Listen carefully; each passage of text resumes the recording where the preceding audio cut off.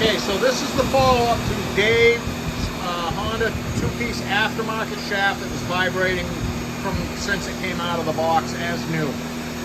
We got a lot to go through. We'll go real quick. First of all, I did turn this around. I took this out, took all the weights off, turned it around.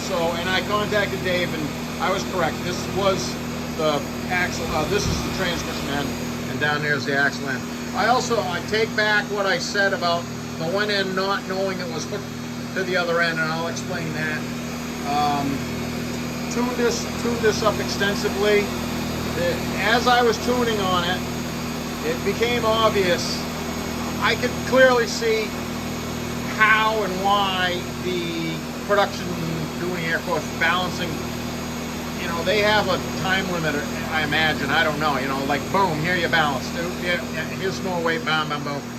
This was actually clean to some that I've seen, but it was not balanced. And I could see after I got into this a little deeper and took some paint off so I could weld weights on, there were spot welds that had been previously had weights put on factory style in other locations. So that was proof positive to me that this thing, they struggled with it when they tried to balance it. And it was basically overbalanced at the end that I said didn't know it was attached to the rest of the drive shaft, because this thing, so I take that back that I said it didn't know. It knew, it didn't tell me that it knew until later.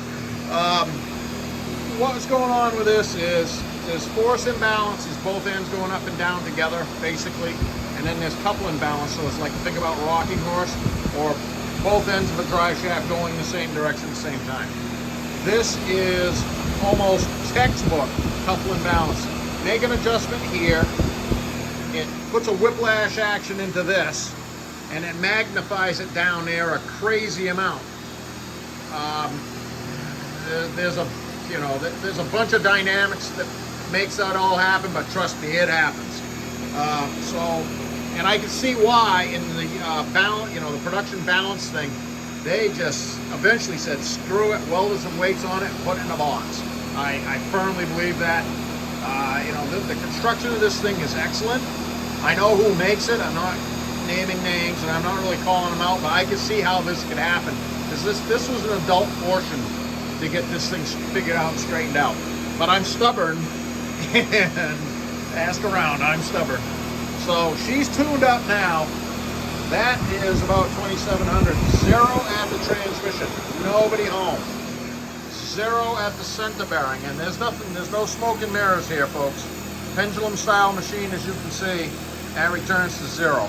Not the number zero. I'm talking about that the needle isn't flailing around. And zero at the rear axle. So that's good. I'm going to say that this is a definite win for Dave's two-piecer. And I'm going to give a shout out to Dave. I've not seen him in years. He is a Main Cycle alumni, like a lot of us, old dirt bike guys. Dave's on the younger age scale though, from the rest of us guys.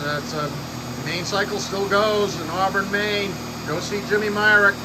He'll sell you a Beta dirt bike or accessories and all that. So that's a shout out to my buddy Jim, who is Main Cycle, and to Dave, who used to work for Jim. And I had not seen Dave in years and years. So it's all good.